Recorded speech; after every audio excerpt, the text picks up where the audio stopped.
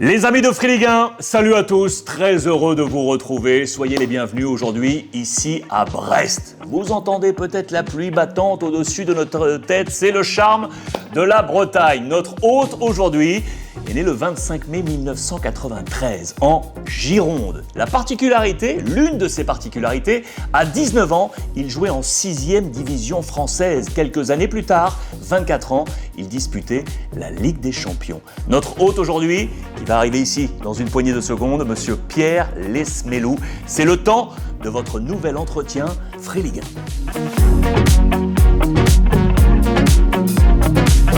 Pierre, merci de nous accueillir à la maison.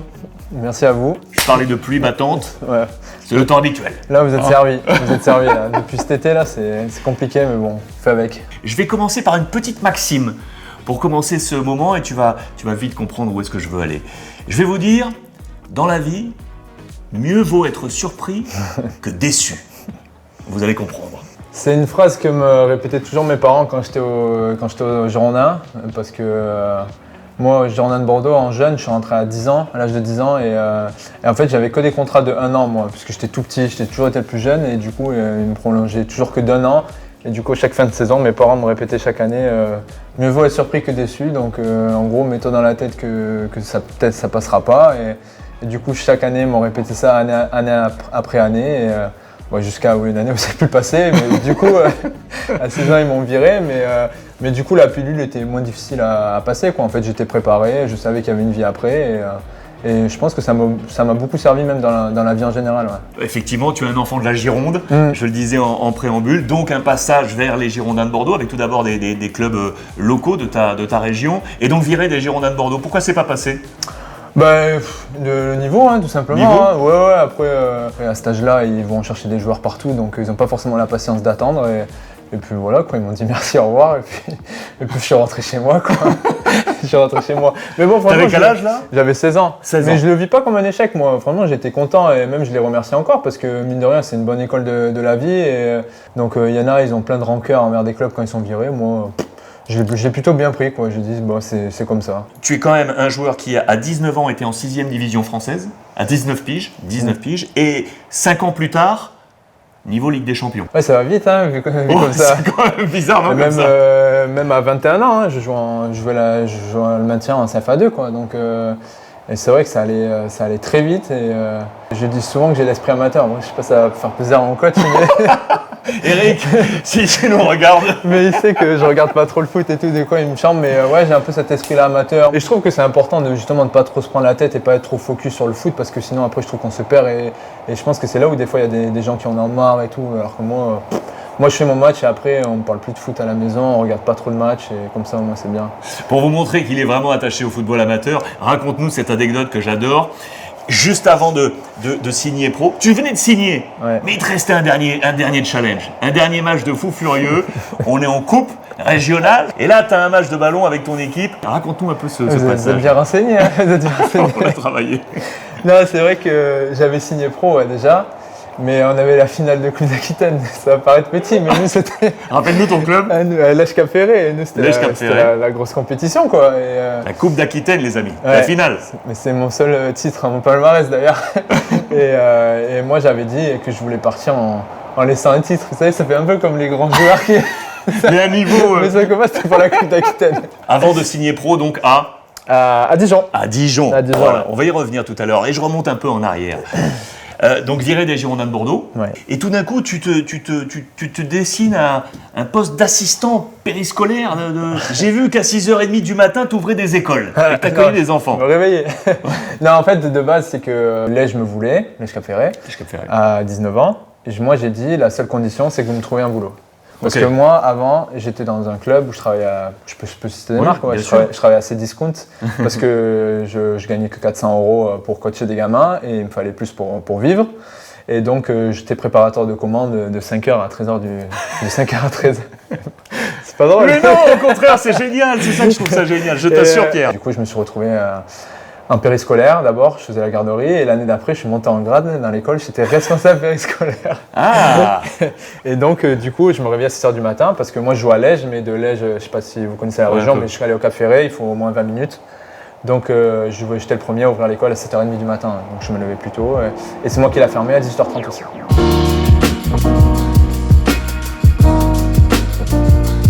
Tu choses du combien? 43. 43? Ouais. Fais voir ton petit pied là. Tu me vois venir ou pas? Non, plus ou moins. Les amis, il a joué avec les chaussures de Juninho. Ah, écoutez-moi bien, il a joué avec les chaussures de Juninho, de l'Olympique Lyonnais. Souvenez-vous, ces coups francs magiques, pleines lunettes. Il a joué avec le drapeau du Brésil et des noms qu'il ne soupçonnait pas sur ses chaussures. Ouais. Raconte-moi cette anecdote. Malheureusement, je tirais pas les coups francs. C'était à l'époque où j'étais au Girondin, en 15 ans, 16 ans. J'étais le plus petit du centre, j'étais un peu le chouchou des grands en fait. Ah, ouais.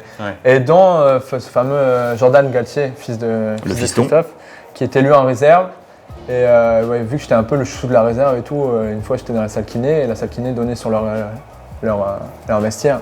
Il me dit ouais mon petit et tout, viens et tout. Moi tout timide, moi j'étais trop timide, j'étais pas à l'aise à chaque fois. Du coup il me fait rentrer dans le vestiaire et tout, avec tous ces grands là, parce que moi je suis 1m60 en plus. Et il me dit tu choisis combien? Je crois à l'époque c'était 40 ou 41. Il me dit viens et tout. Il me dit tiens c'est pour toi. Et là je vois la paire, là, c'était des Predator Adidas à l'époque, avec la languette là-dessous, là, l'élastique. Et je vois le drapeau du Brésil, je vois des prénoms sur la languette et tout. Giovanna, Rafaela, je crois. Et une troisième, je ne me rappelle plus. Je dis mais c'est quoi ça? C'est quoi? J'étais tout timide. Il me dit c'est les crampons de Juninho et tout. Moi ils me vont plus, je t'en fais cadeau. Ouais, je crois que j'ai limite pleuré dans ma chambre, j'étais tout content. J'étais tout content et malheureusement je les ai mis 4 mois quoi. Et oui, t'as grandi. Ouais, j'ai grandi. T'as grandi des pieds. Cette période-là, tous les jours, ils me regardaient les pieds. Ils me disaient, c'est quoi ça et tout? Les yeux, c'est crampons de Juninho. Les mecs, ils me croyaient pas. Ils me disent, prends pour qui lui? mais ouais. Et oui, parce que Jordan, donc fils d'eux, dont le père était adjoint d'Alain Perrin à l'Olympique Lyonnais. Et donc il avait ramené ça. Du coup, je les avais toujours regardés, quoi. C'était en vitrine et c'est un beau souvenir. Ouais. Et comment tu déboules ici? Comment tu déboules sous le soleil brestois? Écoute, quand j'ai déboulé, il faisait soleil. En fait, à l'époque, ma compagne était enceinte, donc on voulait revenir en France tout simplement. Et puis voilà, après quelques coups de téléphone avec le coach à l'époque, d'Azakarian, avec aussi Greg Lorenzi, on a trouvé une entente. Le projet me plaisait bien et puis je me suis retrouvé ici.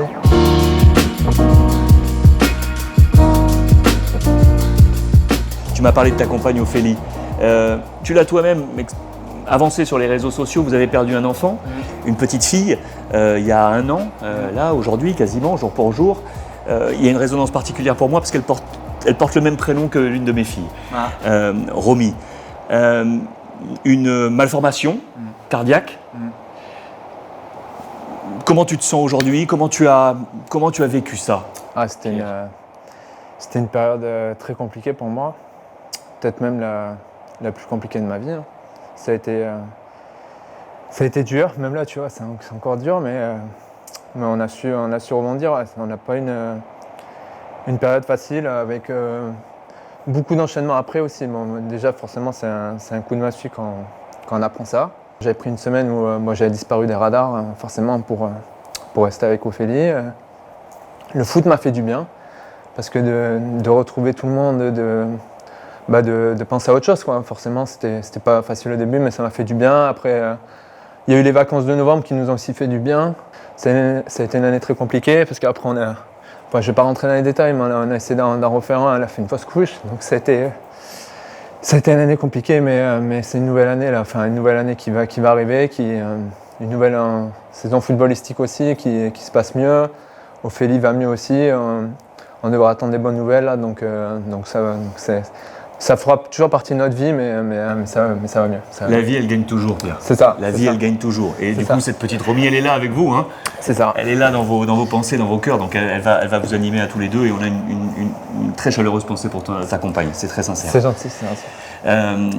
Dans cette vie qu'est la tienne aujourd'hui, tout ça, ce tracé, ce relief, t'as 0 regret aujourd'hui? Tu kiffes?